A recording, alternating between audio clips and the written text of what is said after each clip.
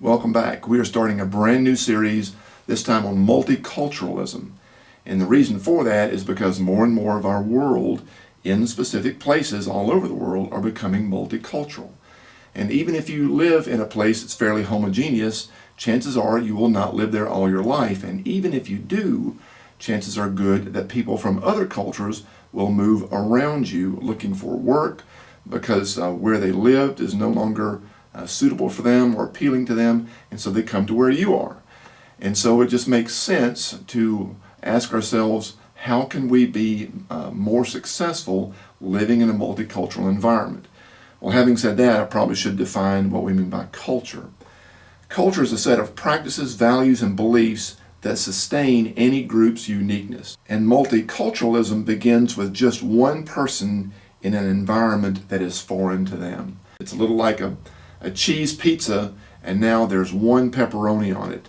That one piece is very different from the rest, or an anchovy or an onion or a green olive or what have you. Whatever you would think is more appealing or less appealing, the point is it's different.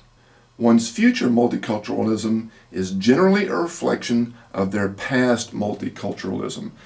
What I mean by that is how you have handled yourself or the results of you having lived in past multicultural environments will usually be an indication of how you will live in future multicultural environments. Past is prologue for the future. So if that went well for you, it'll probably go well for you again because it shows that you have some abilities to adapt and you learn some things and you're flexible and you know how to self-manage. You're self-aware, you're aware of others, and you can manage in those different environments. If that didn't go as well, or you've never been in a multicultural environment, chances are you will have some difficulty. So we've got some points here that can be helpful to you. Think about culture organizing or structuring a family, business, region, military, nation, etc. The values that a culture has of what is good and the beliefs that they have about what is true will result in the practices of what they do in their relationships. So it will establish certain hierarchies, it will establish how they reach out to others, if they do, and how far, and to whom, and why, and how they connect within themselves.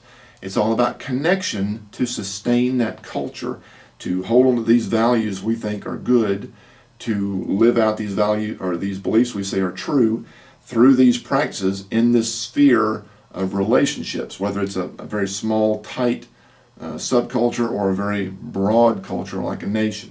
And there are basics in all cultures, for example, communication, aspiration, social strata, boundaries, conflict management, etc. But their processes and their priority will differ.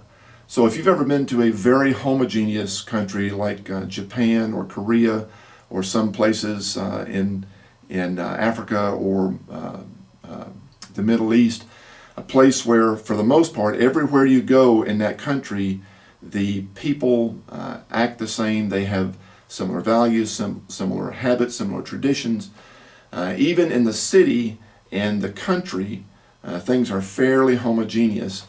You know that their priority of what it means to communicate, body language, expressions, things are acceptable as social mores, things that are not acceptable. That can be very different in a diverse nation like the United Kingdom or the United States or Australia or some others. And fitting into one doesn't necessarily mean that we will fit well into the other, because the processes of how you communicate are different. The priorities of their different values are different. One may have a high priority on honor, another may have a high priority on freedom or safety or connection in the community. The processes of how it's done and the priority of what is most important or less important is different from culture to culture, and that's very important to realize. The simplest expression of a culture may be in spectrums of agency and communion. I'm going to show you a graph from worldvalues.org in a moment. Worldvalues.org is a global network of social scientists that have been studying over 100 countries for almost 40 years in very specific questions about their values and beliefs and practices. And it's most simply expressed on a graph of agency, which is power, and communion, which is relationship.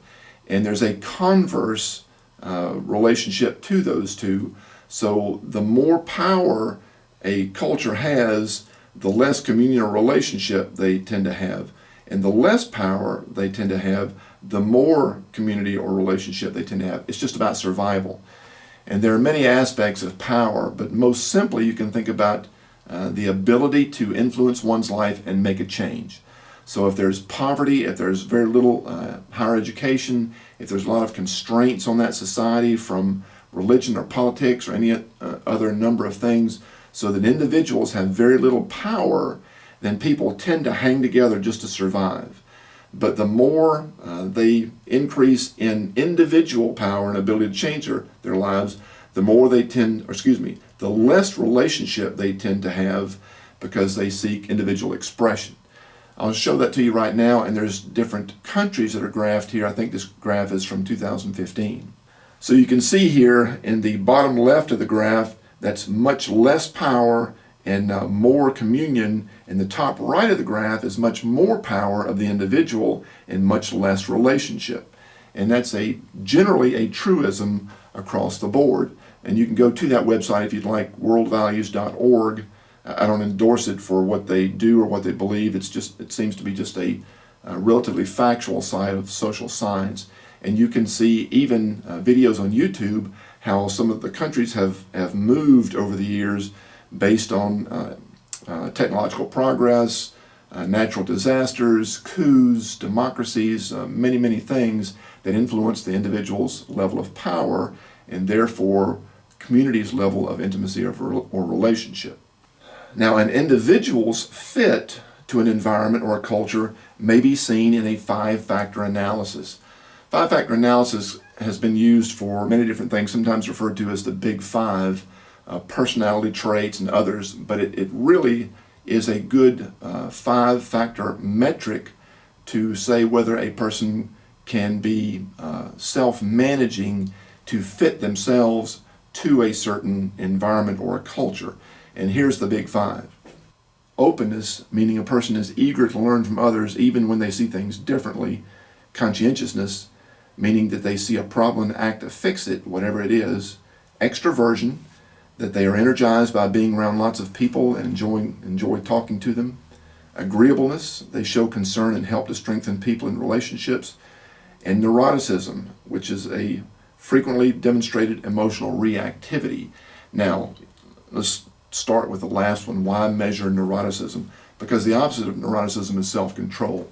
You don't know by seeing me right now in a relatively calm demeanor if I'm being self-controlled against any anxiety or anything else I feel inside, or if I'm just comfortable in front of the camera talking to you and people that I don't know. You can see neuroticism. You can see how much somebody acts out or shuts down when a situation is stressful.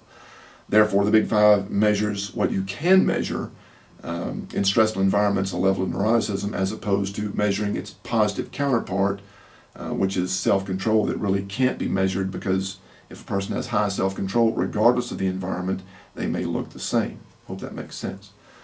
Anyway, all of these have different levels within different cultures. So in some cultures, people have very little openness to new ideas. They want to toe the line the way things have been for 2 millennia, and they expect you to do the same. But if you are open to understanding that, and you can self-manage to live within that culture, you can succeed within that culture.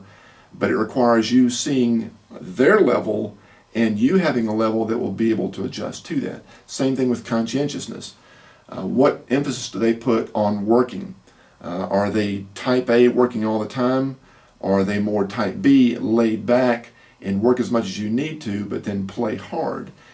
If you understand that culture and can fit yourself into it so that the people around you are comfortable and that you're a square peg in a square hole or a round peg in a round hole, then you can have relative success in that culture. But if you are very different than they are and you push being yourself regardless of their cultural expectations, you're going to have some difficulty and some pushback. Same thing with extroversion, agreeableness, and neuroticism. Every culture tends to have different degrees, and when I say culture, not necessarily an entire nation, but maybe a city, maybe a type of business organization, a specific aspect of the military, certain type of entertainment industry, many things. In some places, you might be expected to be a little more neurotic, meaning emotionally expressive. It's hard to imagine going to certain parts of Italy, certain parts of Spain, and being very stoic and expecting yourself and others expecting you to be stoic. So the question is, what is appropriate and helpful to fit into that culture? And understanding the big five and being able to self-manage your life within that culture will help you fit to that culture. In summary, an individual's ability to integrate into a foreign culture depends on two factors: the individual's self-awareness and self-management within each of the big five, and their empathy and ability to influence other people within the culture in each of the big five. So that is a brief introduction, although it's a lot to chew on. We're going to break it into sections for the next several videos, and I hope you'll join us then.